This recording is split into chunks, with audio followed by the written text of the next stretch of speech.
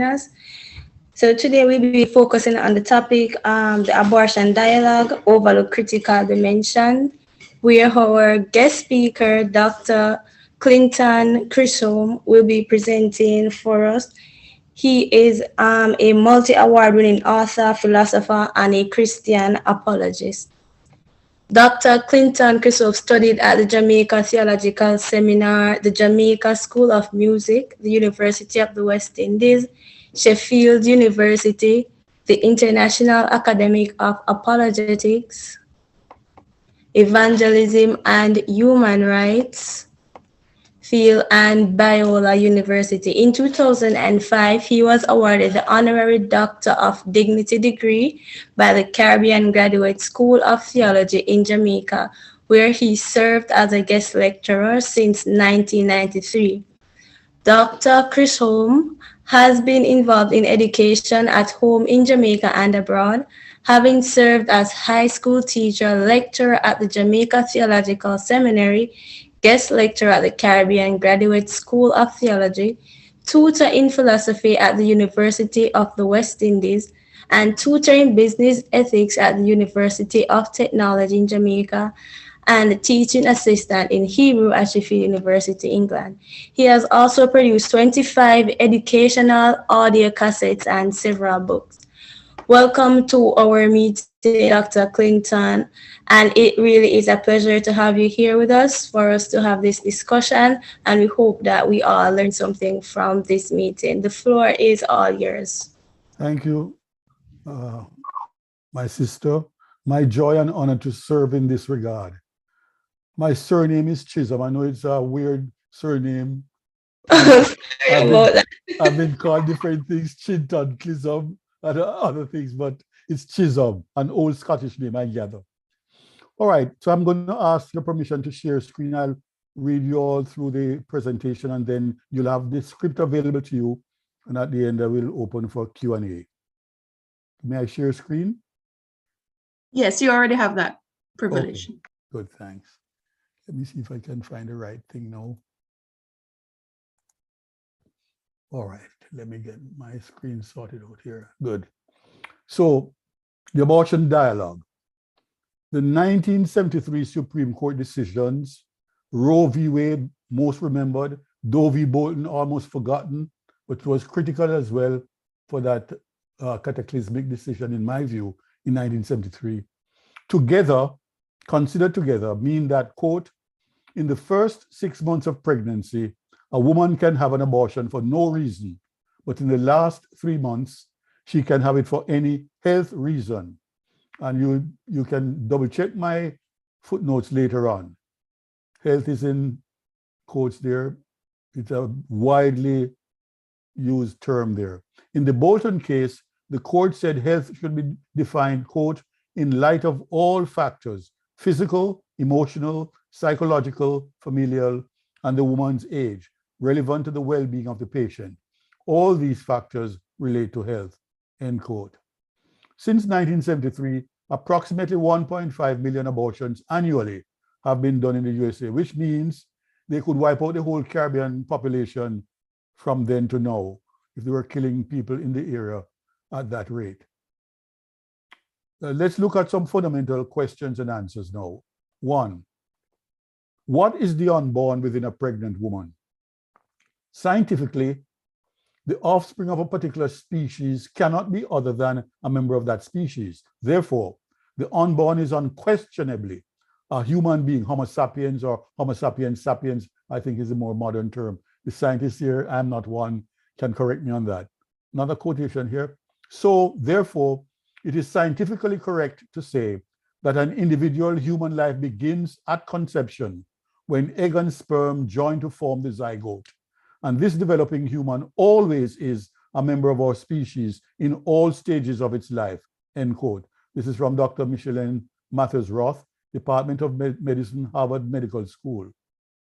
It is instructive that in their report to the U.S. Senate Judiciary Committee, 1981, the U.S. Senate subcommittee made the telling comment that, quote, no witness who testified before the subcommittee raised any evidence to refute the biological fact that from the moment of conception, There exists a distinct individual being who is alive and is of the human species. No witness challenged the scientific consensus that unborn children are human beings, end quote. As Christian apologist Greg Koukl of Stand to Reason, STR, has argued, if the unborn is not a human being, no justification is necessary to kill it. If the unborn is an innocent human being, almost no justification is adequate for killing it. Any reason advanced for killing the innocent unborn human being, he argues, should be tested against the question, would it be justifiable to kill any other human being for the same reason? Is the unborn medically, scientifically a part of the pregnant woman's body? A crucial question which is terribly misunderstood by people who should know better than I do. I failed biology at O-level, but this is research that I've done. I'm quoting the specialists in the field. Scientifically, quote, a body part is defined by the common genetic code it shares with the rest of the body. The unborn's genetic code differs from his mother's, end quote. The unborn's gender and blood type could also be different. And the unborn possesses separate circulatory, nervous, and endocrine systems. A mother can be fatally injured, her body dies, yet her child is delivered alive. Now here is Professor Liley, father of fetology, he said, quote, biologically, at no stage can we subscribe to the view that the fetus is a mere appendage of the mother, end quote. Bernard Nathanson, now one of the leading or former leading abortionists in America, is now pro-life, quote, the modern science of immunology has shown that the unborn child is not a part of the woman's body, part of a woman's body rather, in the sense that her kidney or heart is, end quote. Popular blunders. Being inside or being connected to something is seen as equal to being part of that thing. But compare being connected to a spacecraft by some cable or whatever. You're not a part of the spacecraft, even though you're connected by the cable to the spacecraft. A mouse in a cookie jar is still a mouse, albeit maybe a sugar-coated mouse, but still a mouse, even though in a cookie jar. By the way, the so-called navel string or umbilical cord is produced by the unborn and is attached to and at birth cut from the placenta, the afterbirth, which is also produced by the unborn. The navel string is not attached to the mother at all. I picked this material up from the head of the gynecology and obstetrics department at University Hospital quite a number of years ago when I had an argument on radio with Mr. Wilmot Perkins, my dear respected brainy friend. A pregnant woman may have the right to do what she wishes with her own body, but that right as such does not affect the unborn, since the unborn is not a part of her body. But what is abortion?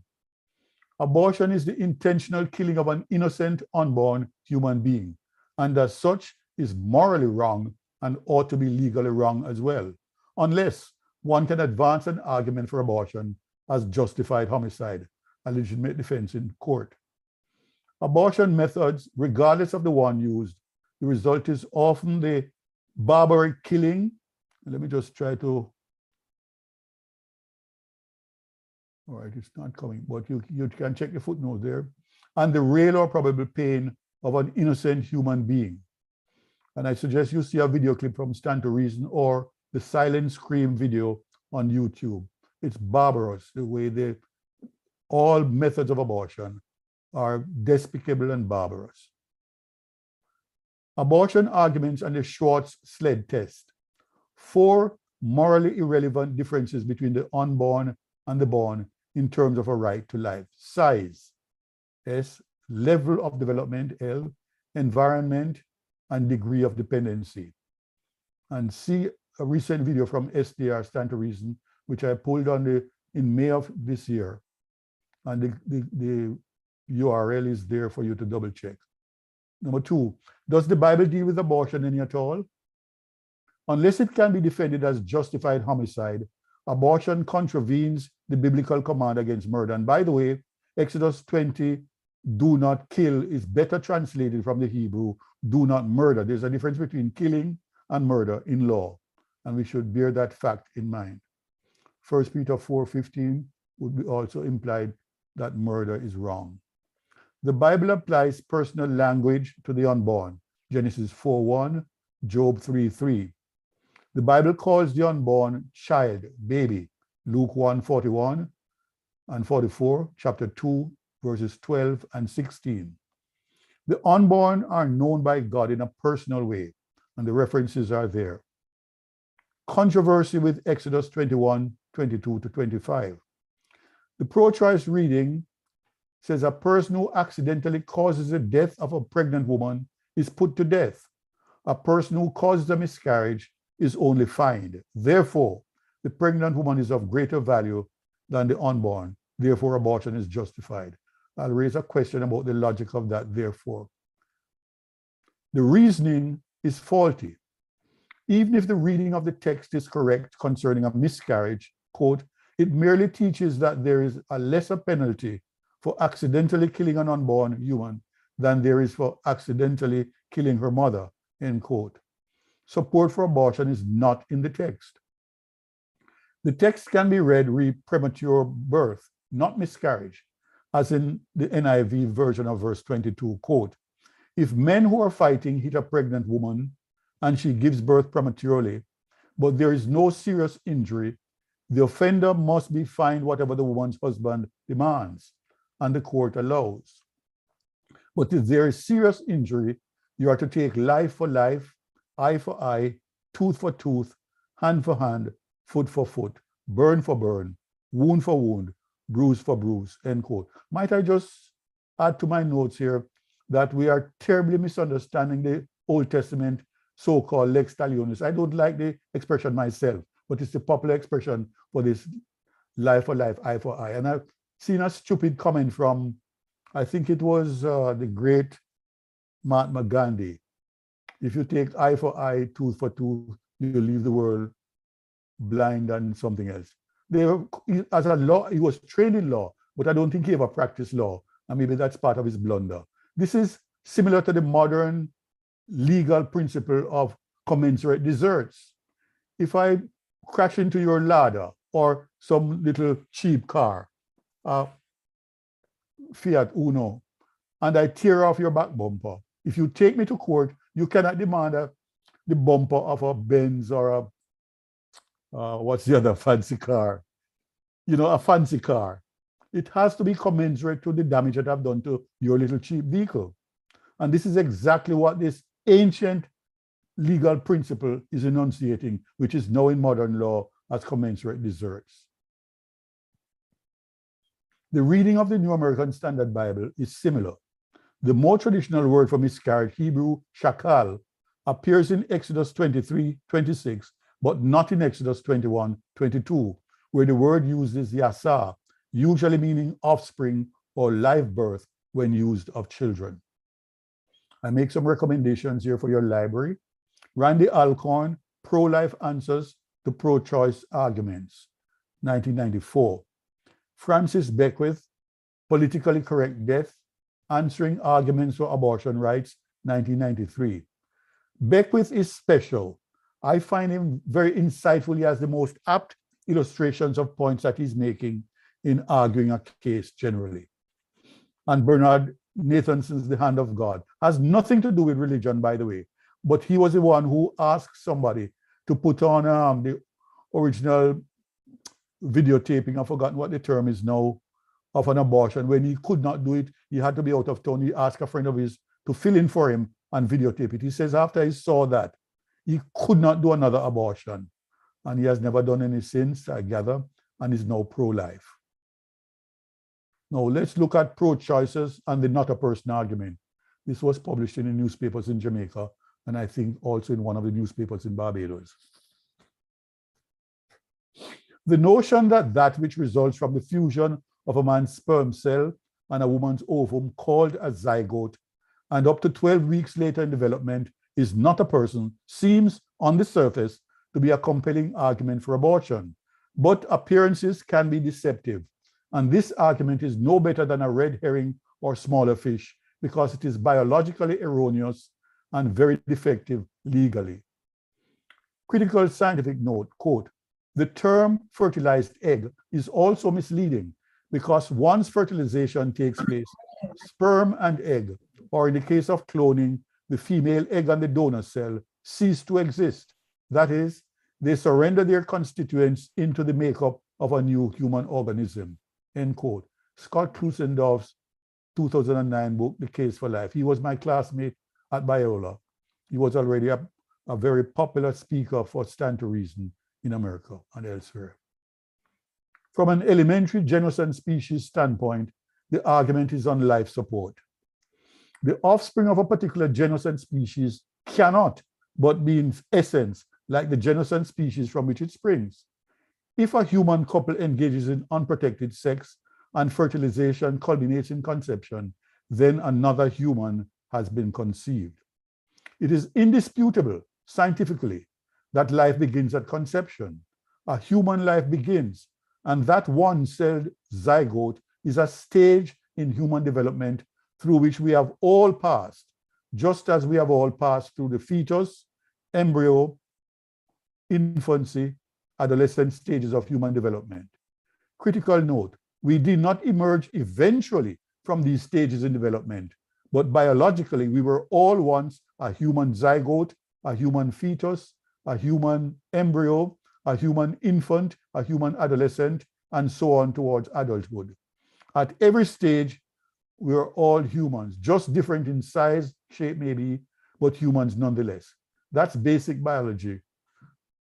At no stage of our development would any sensible person, properly informed, think that we were canine or feline or whatever genus, species, kind other than human.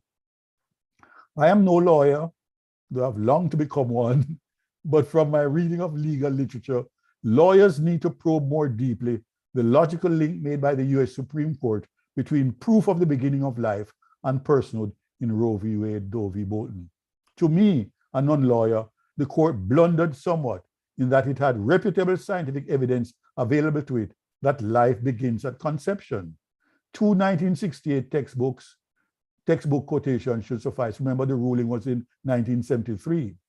One, Human Embryology, third edition, by Bradley Patton, says at page 43, quote, "It is the penetration of the ovum by a spermatozoon and the resultant mingling of the nuclear material each brings to the union that constitutes the culmination of the process of fertilization and marks the initiation of the life of a new individual," end quote, emphasis added. Two, Dr. Louis Friedhandler, in the medical textbook, Biology of Gestation, Volume 1, edited by Ennis Assau, calls fertilization, quote, "that wondrous moment that marks the beginning of life for a new unique individual," end quote, page 76, again, emphasis added. Yet, listen to Justice Blackmun speaking for the court in 1973, quote, "We need not resolve the difficult question of when life begins." I ask myself, which difficult question, Justice? I think he was what they call the leader of the Supreme Court in America. I've forgotten right now, not crucial anyway. Additionally, Chief Justice, right? Additionally, on the legal front, as I pointed out in my Jamaica Observer letter, Legal Puzzles Concerning Pregnant Women, March 19, 2019, there are legal conventions that attribute personhood to the unborn from conception. Even if one indulges in the nicety of legal personhood as opposed to personhood in fact, there is much to ponder from quasi-legal and other legal traditions.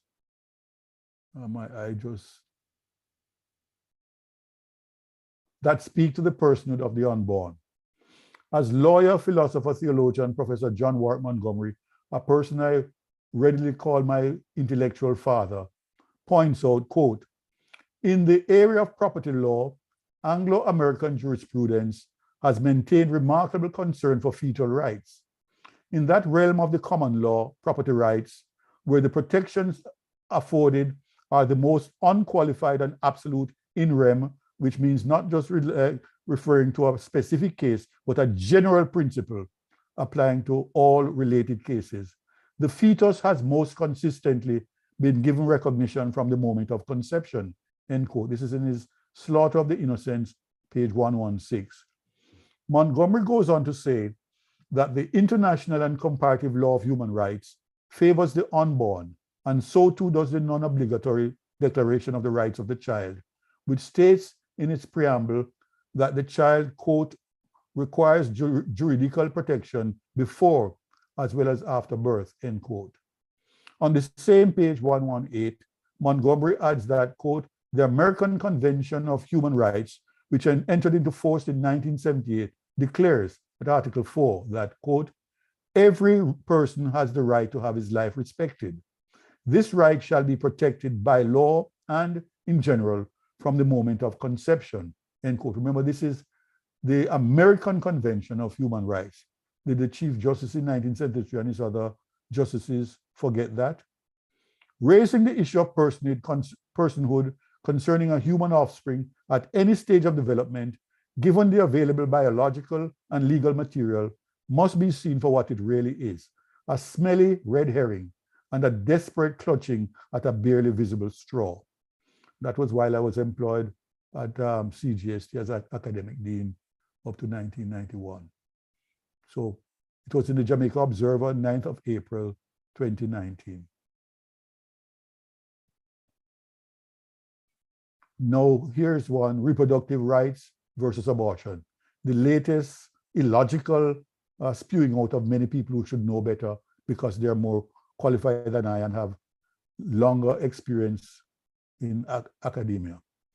Even as a mere man, I get the challenge that a woman faces when dealing with an unwanted pregnancy, even if the cause is simply consensual but unprotected sex.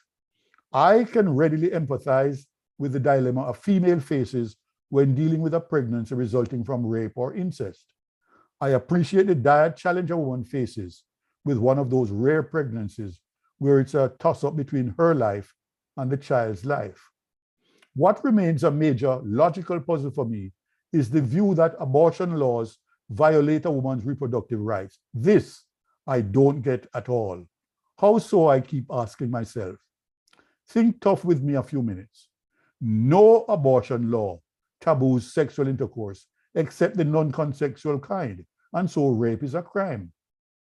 Every female who is not a minor can have sexual intercourse and, if fertile, can become pregnant. And unless I'm muddle-headed here, every such female, by becoming pregnant, has exercised her right to reproduce. Isn't pregnancy one and the same as reproduction, though not exactly synonymous with giving birth? No abortion law, however excessively strict, can rob any fertile woman of her right to reproduce.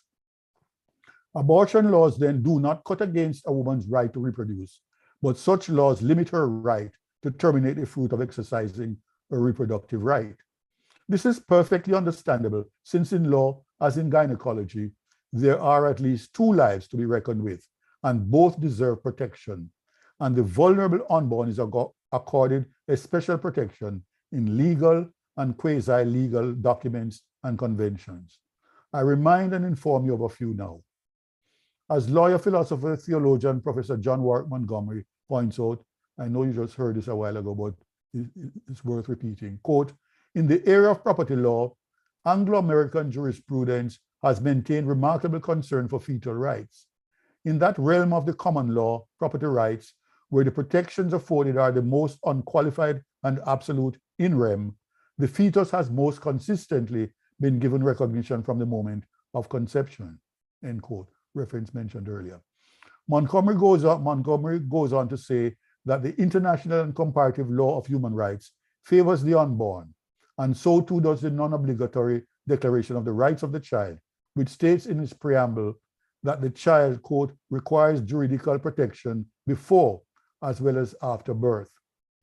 On the same page 118, Montgomery adds that, quote, the American Convention of Human Rights, which entered into force in 1978, declares at Article 4 that every person has the right to have his life respected.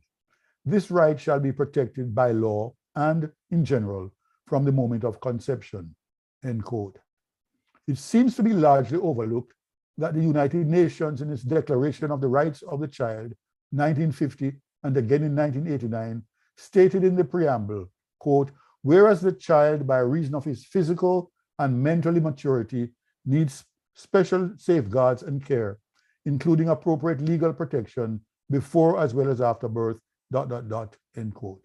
So then, let's clear our minds that reproductive rights are not and indeed cannot be compromised or countered by any abortion law, however strict, because there is no known law that blocks any adult female who is fertile from having sexual intercourse and from becoming pregnant. A pregnant woman is a woman who has reproduced, who has exercised her reproductive right. Despite our emotional sentiments, let's all engage tough thinking at all times and on all issues of societal importance and concern. That was the Jamaica Gleaner's letter of the day, 22nd of October last year. Now, a partial quotation from Justice Sotomayor of Scotland's Supreme Court of the United States. She says, the court should not be so content to ignore its constitutional obligations to protect not only the rights of women, but also the sanctity of its precedents and of the rule of law. What questions or concerns do I have with this partial quotation from Justice Sotomayor? Her language could be clearer and fairer in suggestions. Concerning fairness, is the court really and truly content to ignore its constitutional obligation to protect ... The rights of women, 1, 2, the sanctity of its precedents, meaning Roe v. Wade, Doe v. Bolton. 3, the rule of law, which in particular, especially as posed of Scottus.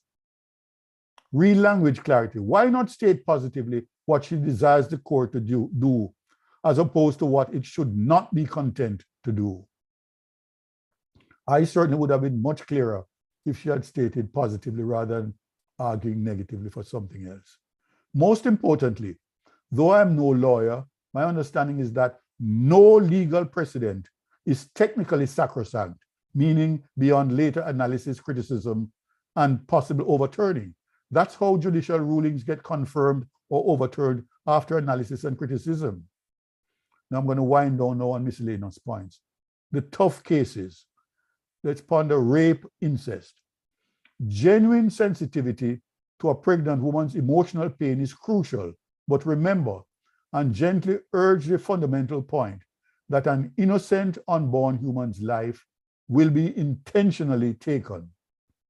Concede the reality of the painful memories that the mother will, not may, face, seeing raising that child, but very gently wonder aloud if making the mother feel good or better is a defensible justification for the abortion.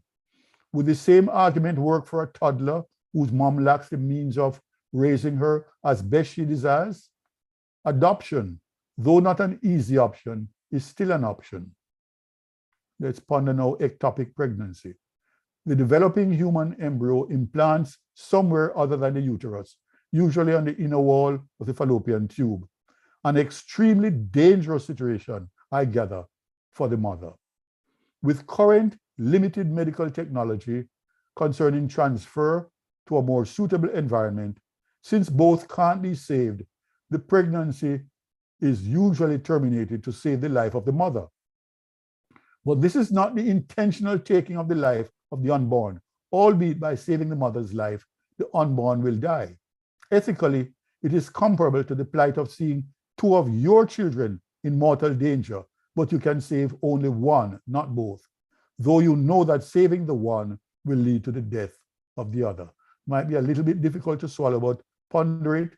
Should we put it in your code, bring it back up through again, and then see if it will go down eventually. Such cases, though real, are extremely rare. Quote, Dr. Thomas Murphy Goodwin oversees the largest high-risk pregnancy clinic in the United States, averaging between 15,000 to 16,000 births annually. Excluding cases diagnosed late in pregnancy, only 1 or 2 cases a year pose an immediate legal threat to the mother's life. Goodwin writes that even women suffering from cancer can often be treated with chemotherapy and the fetus tolerates the treatment, end quote. The reference is there, you can check it out online for yourself. 2, cruel options. If or since abortion is illegal, it's now off the books. Roe v. Wade has been overturned for the time being, I should say. You can never predict what's going to happen in the legal circles in America. For them, I say mischievously, but maybe not necessarily incorrectly. Concerning legal affairs in America, all things are possible, only believe. But it's still illegal as far as I know in Jamaica and in many countries in the Caribbean and elsewhere. Are women forced to unsafe back alleys if abortion is illegal in their country, in their area? As Greg Kukla of Stand to Reason urges, quote, a woman is no more forced into the back alley when abortion is outlawed than a young man is forced to rob banks when the state won't put him on welfare. Both have other options, end quote. 3, stem cell research, embryonic versus adult. Though a technical scientific issue way above my pay grade, it must be borne in mind that cures so far are from non-controversial adult stem cells, while none is known from embryonic stem cells. Let me see if I can bring up this, the results from this site. Bear with me just a second, please.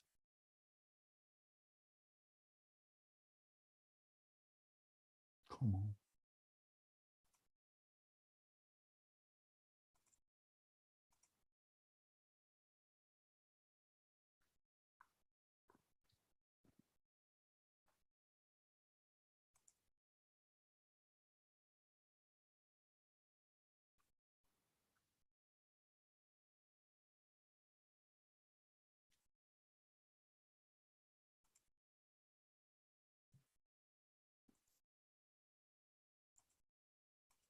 It's not responding, but maybe it's just my ignorance at work here, but take it by faith.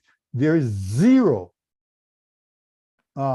medical help from embryonic stem cells. All of the research help from stem cell research, all of the results from stem cell research positively are from adult stem cells, which are in different sections of the human body. Nothing yet from embryonic stem cell, but the research is ongoing. I'm going to stop there now, open for your questions, your comments, your observations in the remaining time that we have for us. Anybody, anywhere. If you put a question in the chat, somebody will have to read it for me. My eyes are not that wonderful. But you can voice it, raise your hand. They will identify you.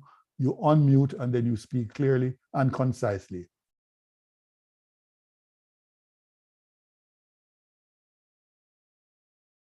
Question, comment, observation. Anybody, anywhere.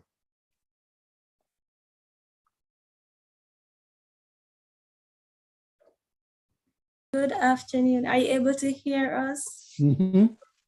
Okay, so we have a few persons who is face to face and they want to ask some questions. So they're just going to come to the mic. Sure. And, okay. All right. So one of the questions that one of them asked, well, this was a question from last week where they asked about what are your views as it relates to contraception and abortion, because some persons say, okay, you can take contraception to prevent from getting pregnant. And then others are saying it's basically the same thing as abortion. So like, what are your views? No, I think confusing contraception with abortion is illogical, quite frankly. Contraception blocks the coming together of the spermatozoon with the ovum. So it does not allow for the two to come together. Therefore, it blocks the possibility of conception. It blocks fertilization, blocks conception. So I don't think we can logically confuse the two. There are some churches, not the one that I belong to, that don't believe that contraception should be used. I think it is legitimate to, if you're not prepared for a child, to use contraception. All right. May I interject? Sure. All right. Hi, everyone. So I'm not sure if the context of the question is necessarily clear. So I do agree with Dr. Chisholm about, for example, that blocking sperm itself is not a child, and you have abortionists who actually try to make our stance as being illogical because they try to equate the two. However, on another angle, some persons actually view abortion as a form of contraception. what we as a Christian club try to do stand for is not to basically promote the use of contraception as providing security against becoming pregnant, because number one, so for example, there are studies that have happened overseas that have shown that the increasing use of contraception actually does increase your likelihood of becoming pregnant. So there was this researcher named Dr. Edward Green. He actually found that as condom use was more promoted in certain African countries, their rates of STDs, which also the rates of pregnancies also would have increased, even though they're using contraception more. Right. So what we're actually trying to promote, in addition, because this is UE for Life Club, we're not just trying to say, okay, we want to stop persons from getting pregnant.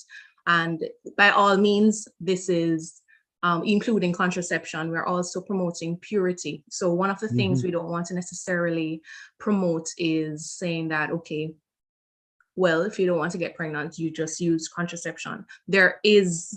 Staying pure as a young person is indeed possible. So I don't know if that's the angle of where the questions went in our club meetings, but just wanted to clarify that. So it's not the same, and it's not that it is a sin to use it, but what is the sin is fornication, and we don't want to promote that. So in the same line of reasoning of standing up for life, we're also standing up for purity. Right. I don't want to give a false sense of security. Right, premarital sex. Years ago, I was at a public session somewhere in the Papine area, put on by the people who, Family Life, the Jamaican government's program. I've forgotten the name now.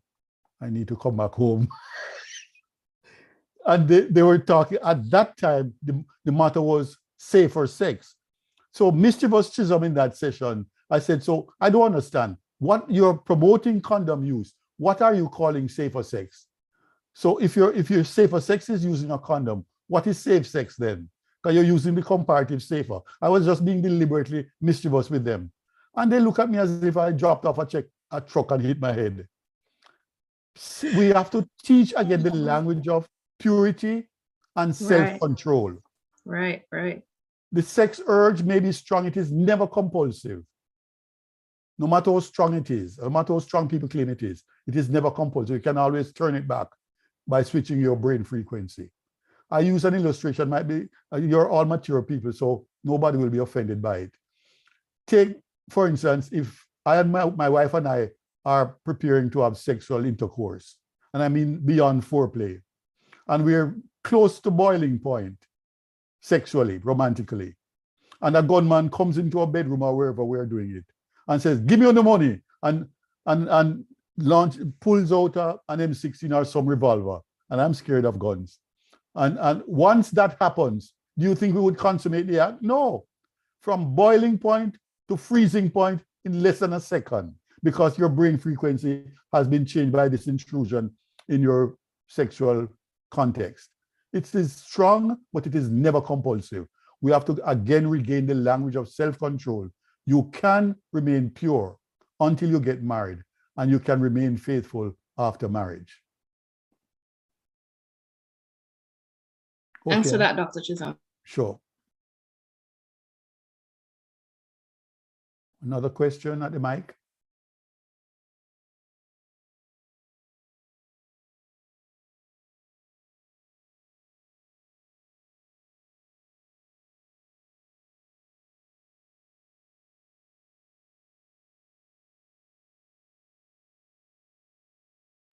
Okay, so I have another question here from one of our male students. So it's a bit off topic from the abortion detail, but it is still in line with our topic at hand, abstinence. So what he's asking is, are there any tips or any ways that you would have to give them as like young people how to fight the temptation?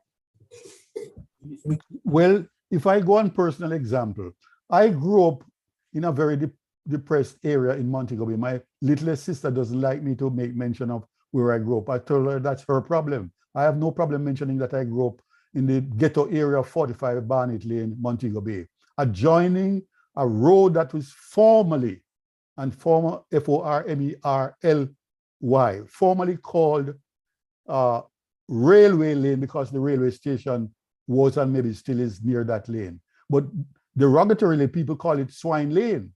So while I was growing up as a youngster, I never told anybody my address, except I had to, of compulsion or necessity. I just whisper it, as if I'm quiet devotions. And in that area, you have to make sure you understand what you're about in the area. So I grew up there, and I did not tell anybody, but though poor, I prized my body. My parents never went to church, to my knowledge. I know they eventually got married. We came back from school and heard that they got married. And they sent us to church regularly, but they never put foot in church. Both died. My mother accepted Christ on her deathbed. My father died too early in my life for me to know whether he turned to the Lord. I don't know. But the point is, without any religious compunctions, I told myself, maybe it's an arrogant statement this little Barnet Lane boy said to himself, no woman is worthy of my body until she's married to me. And without Christianity, and I think we Christians have to stop saying, only in Jesus you can do A, B, or C. It is not technically true. You have an advantage in Jesus, but you can just have a psychological, philosophical approach to your life. I prized my body. It wasn't much to look at, still isn't much to look at. But for me, you're not worthy of my body unless you're my wife, kind of a thing. And so I stayed single until 1976. At age 26, I got married, a virgin. I mentioned it at that same public forum that that Jamaican government thing that escapes my mind still. And people looked around me like, why? You must be stark raving mad. Virgin at your age? Yes, it is true. I was a virgin, proud of it, not embarrassed at all, because I was not doing anything wrong in maintaining my purity as a young man. I don't want to boast about how many women I've gone through. That's not a thing of pride. You should be embarrassed to say that. So if you just value your body highly enough, you can say, no man, no woman is worthy of my body until I'm married to that person. And if you're religious, Christian in particular, remember your body is a temple of the Holy Ghost. Protect that temple, safeguard the purity of that temple. And you can wait. And you won't get mad, fool Jamaican, think that if you don't have sex by a certain age, you're going to go mad. I stayed until 26. Me sound like me a mad smarty. No, it's just nonsense. We have to just critique all of these maxims, these that we have in the culture. And if they are not standing up to good reason, throw them away. They are worthless. Purity, self-control, self-restraint. Okay, thank you so much for that. So I have a question in the chat, and then we have Paul Lawson who also wants to ask a question. Sure. So this question in the chat is from Elsa, and she's saying, how would you convince a teenager or even an adult who was raped to have that baby? So like, give us a scenario type of answer. What exactly would you say to that pregnant woman? Well, if I had a chance, I would do exactly what I suggested in my miscellaneous section. Apart from that you don't have to have an abortion, you can put up the child for adoption. And there are women in the Jamaican context right now who have said publicly, my friend Faye Ellington is one. She was raped, she raised her child. So you don't have to say, boy, it's going to be painful to raise. It will be painful, not maybe. It will be painful. Every time you see that child, you might remember the time when you were violated. But you can look beyond that. Protect the child's life. The child did not hurt you. The child is the fruit of your being hurt. You're being raped. Raise the child, trust God. If you can't handle it because you don't have the means, or it's going to compromise your whatever study or work, then put up the child for adoption. And the Catholics are excellent in providing refuge homes for babies who are given up. And other denominations are following suit now. But the Catholics have been pioneers in that regard. I would express empathy, try to make him aware I'm not downplaying the trauma that you will possibly face or will definitely face. But here's another side. Do you want on your conscience that you deliberately took the life of your own child, even though the child was given to you by a rapist? Or incest, the same thing. A close family member raped you, had sexual intercourse with you, got pregnant. What do I do now? Well, consider the other side. You would feel better, would you really, knowing that you killed your own child? Think about a person in a car reversing in the driveway, not knowing that your baby girl is at the back of the car, and you run over that child accidentally. Even with that accidental death of your own child, it lives with you for life. Can you imagine what women go through, the trauma psychologically, if they know I killed my own baby in my womb? Balance that with what you think would be a better life for you if you were without the visible child in your life. So those are my suggestions from the miscellaneous and the additional fact that there are women. I know there are more women than Faye, my friend, who have come out publicly and said, look, I was raped and I took the time, hard though it was, to raise the child. Yes, Pastor Lawson. Brother, I'd like to thank you for the invitation to be on, and respect to all the US students who are struggling with this issue. Your the earlier question, let me add something else to that. How do we encourage our young people to stay abstinent? Frankly, you know, from my experience, sometimes you just have to run from the situation. You know, sometimes you have to just either run from it or don't get into it in the first place. Mm-hmm. And those two have been what I used back in the day, just because, you know, I am not leaning, and I've never leaned toward the homosexual tendency. And so for me, girls and women were the God's gift to us. And I was always mindful that I don't get myself in a situation where I couldn't come out. And so I'd like to add that piece to the to the thing. So psychologically, yes, I understand that, but sometimes it's just a practical decision we must make not to get into these situations. And when we see ourselves there, then we should run, R-U-N, run. Don't walk, run. Right. I usually say as a musician, if you cannot play the symphony, for God's sake, avoid the prelude. The prelude is the musical lead up to the symphony. Stay away from situations that could possibly lead you into sin. You know them. You take her out for ice cream or for dinner or to a movie. You don't need to see her bedroom. You don't need to enter her house. See her carefully to the door, bid her a good night, and promise to pray for her. And she will reciprocate. Don't put yourself in compromising situations.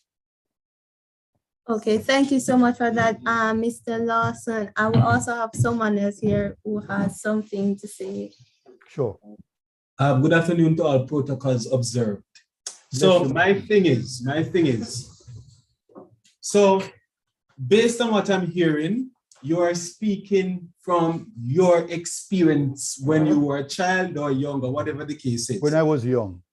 Right. So now my concern is with the songs that are being sung and listened to, and the movies, they all play a part in our young people having sex, right? So in every movie that you can think of, sex is within that movie, and then you have the different website where children can go to watch pornography. Now, with all of these things in our modern society, how do you convince a young one who doesn't have a religious belief to abstain from sex when it is in their faces?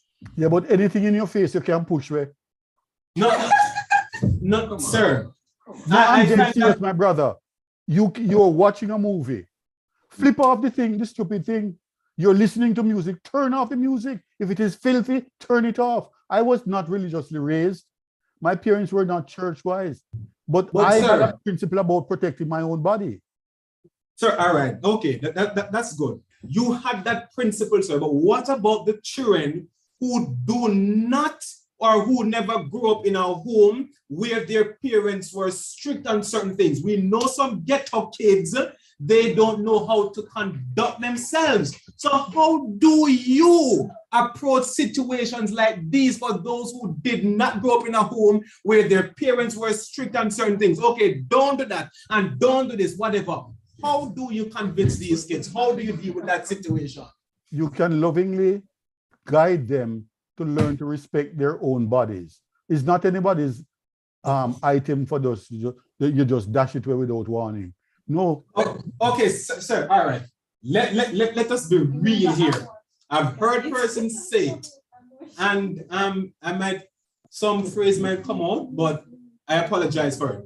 Some persons say that sex is nice, okay? And when they see these displays in movie, them will go and try it out too, because them see other person, they're enjoying themselves. And so as a result of that, they want to have that same experience, enjoy themselves. So how do you say to these kids now, don't do it, wait until marriage, this and that, abstain from that? How do you deal with a situation like that, sir? Can I add a point there, Reverend? And sure, Pastor.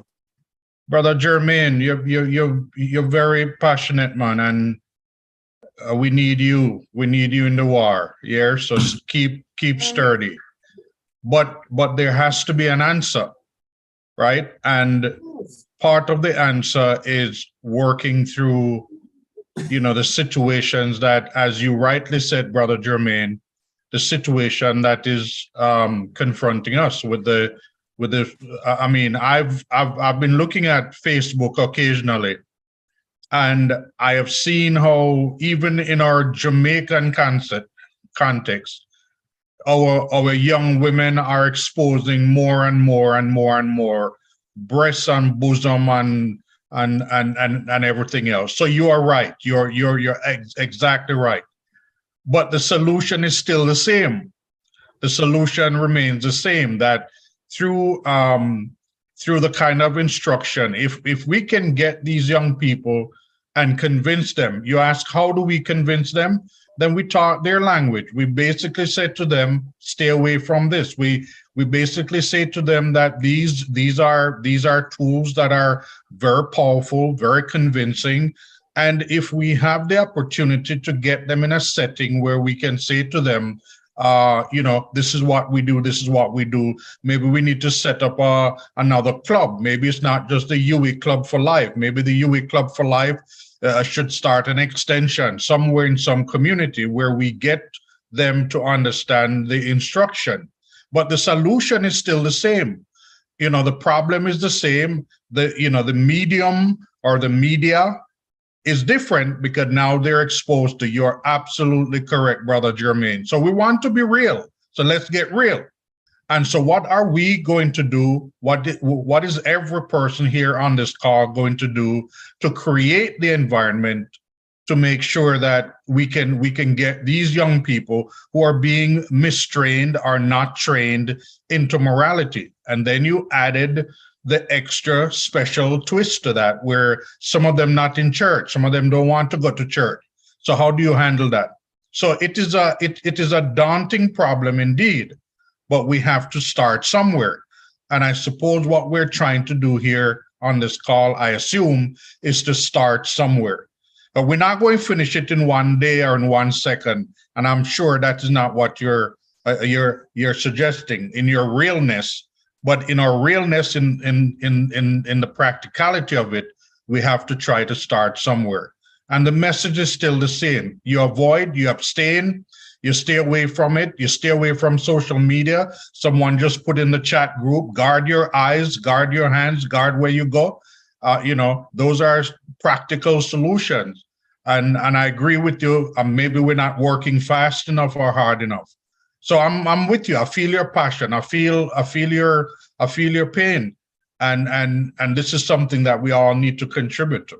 Thank you, Brother Jermaine, for that question. Plus, too, Jermaine, what we can do is find, it might not be as easy as it used to be in my days when I was a youngster, but we can still find youngsters of the age group that you're targeting who are abstaining, they're fighting. And the truth is, only the person who has resisted the pull to sexual immorality can talk about the force of the pull of sexual immorality. If you lay down every time you feel horny, you don't know the strength of the force because you just give in right away. It's like an army coming against Jamaica Defense Force and we just raise the white flag.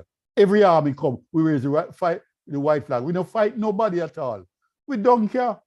So find some youngsters who are holding strain and let them talk with the youngsters who are not trained at all in their homes or even in school. Just to hear from them. We are your peers. We are your own age group. I can tell you what worked for me. And when I do a session like this with youngsters, I say, look, I'm not going to tell you any answer how you hold strain. I want to talk to one another. Write down on a piece of paper what has worked for you, what has kept you pure. You're 12. What has kept you pure? You're 19. We pass it around or we collect them, and the next week we share all of the results. Because if it has worked for me, it just might work for you. So we just have to use different strategies where how we teach them not to teach people something. The popular thing now is survival of the trickiest. How do we teach them values generally? Don't steal. Respect people's property. Don't sexually abuse your own body. Respect your body. It can be done. Not easily done, I'm suggesting, but it can be done. So let's not give up. May I say something? Let's maintain the struggle and let's trust God. Yes, may I say something in Sure, connection Brother to that? Buckland. All right, good to have you on the program. Bless you Always too, good to brother. listen to you. Same. Without God, we can't make it. God has power beyond our human power. Mhm. And so we need God. We need to pray to God for strength. We also need to have God's word inside of us that we can remember what he wants us to do. Thy word have I hid in mine heart that I may not sin against you. Psalm 119, verse 18. So we need God. Without God, we can't make it, you know? And I know God loves us and he wants to help us, but we must be willing to receive his help. If somebody's drowning and I'm trying to save them and they fight me off, I can't save them. After a while, you might have to just let them go. They That's see right. a coffin that they like, and you might have to just let them go into the coffin. Yes, People so have to be willing to seek help. Admit you need help that's right. and seek the help that's available to you. Yeah. Yes. Just to add, I think that's a very good thing is also to realize that God's so-called restrictions are not just arbitrary. It's not that God wants to limit us, limit our pleasure or limit what we, just because he wants to control. But you've had a lot of persons in social sciences have done many studies looking at these issues, and you find that marital satisfaction is much greater when persons wait before marriage. Marital sexual satisfaction. You mean? Sexual satisfaction. And even because, the thinking is that you cohabit before to just try and find out and understand the person. But studies have shown repeatedly, and I can try and find if I can put it in the chat, so like some examples, that couples who get married after cohabiting, after having sex together and all of these things, their marital sexual satisfaction is not as good as those who have waited. And Jermaine, I mean, I can arrange for you to get some speakers, both male and female, myself included. I'm 29 and I am a virgin, so I'm just testifying. And praise God. So I can share things. I think you'd probably want a male perspective. But the Love March movement, it has a lot of youths. I mean, persons younger than myself, we're in our 20s, persons who have even waited in their 30s, who, this is a modern age. So it's not people living in the 70s who, have a different background, right? So it is difficult sometimes, but it is possible. So this is a forum that we encourage each other. We're challenging you. We're not going to be compromising and saying, oh, okay, we're just talking about abortion. Go and do what you want to do. We want the holistic well-being, and maximizing the, what God intends for us for a fulfillment of life to the fullest, right? So yeah, I'll just hand over back to Carice. I think we're basically out of time, but I just wanted to say that. Yes, we really are out of time. And we have one more quick question. Another student also had asked earlier if you would consider Plan B and abortion, being as you take the Plan B the day after. So is it a case that where fertilization occurs that same day that you have sex, and then the following day you take the Plan B? Would that be abortion? Quite frankly, it's above my pay grade. Somebody with a medical background would be better to answer that question in particular than I. Anybody wants to help us out? We're in a medical science building, I hear. Any doctors in the house? Or anybody with a medical biological background superior to mine, which is negligible, to answer that question? Okay, I don't have a medical background, but I will try to speak in an elementary way. I have read that the morning after pill, as it is called in Jamaica, it may have other names elsewhere, used to prevent pregnancy, that what it actually does is that it prevents the fertilized egg from being implanted in the walls of the uterus. So it does not block fertilization. It doesn't block fertilization. It is taken when fertilization has happened, but what it does is to prevent the fertilized egg from being implanted in the wall of the womb so that it is deprived of nourishment, and as a result, it eventually dies. So the fertilization of the egg is the moment of conception. Mm-hmm. And implantation happens sometime after that. Right. So in my opinion, it is perhaps the earliest form of abortion. Right, a species of abortion, in other words. Yes, the earliest form, yes. Okay, thank you, Brother Buckland. Yes. Okay, thank you so much. Philip is going to do a short vote of thanks. Hand over to Philip. All right, thank you, Carice. So to Reverend Chisholm. Yes, sir. And Mr. Lawson and other persons who spoke, we want to express our sincerest gratitude towards you for taking the time out to educate us as youngsters on the important values of life and how we should go about these situations such as the rape cases and abortion and so forth. And I believe that we should have a part 2 one day because I'm having some burning issues here, but I'll just hold on to them until we do get a next chance. However, thank you again for taking the time out to educate us as youngsters so that we can go out and spread the word.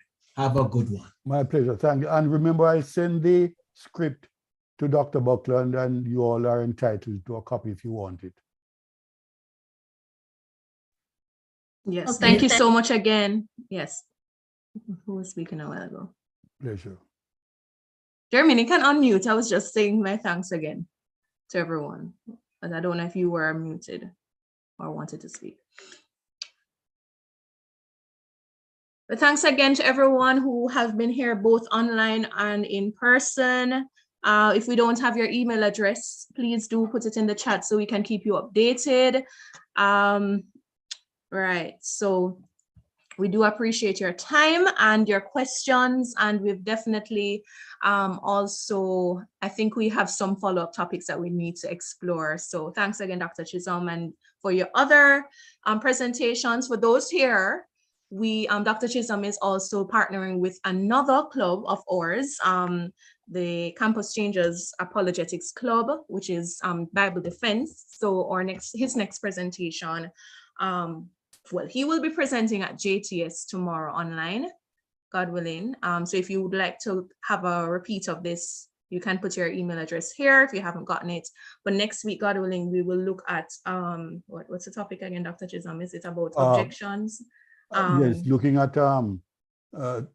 mouth-stopping cliches that critics use against Christians. Right. So if you want to understand how to answer mouth-stopping cliches, right, that persons might, just sneer at our faith, and you don't know how to respond, please do, stick around. As I said, we have an email list, so I would love, if you're not on it yet, for us to be able to add you, and we can continue discussing things that are connected with the faith, strengthening our faith, both understanding the reliability of the Bible and how to put it in practice, right? So thanks again, and God bless you all. If there's nothing else, Carice, you can maybe just close, and then I'm done with everything.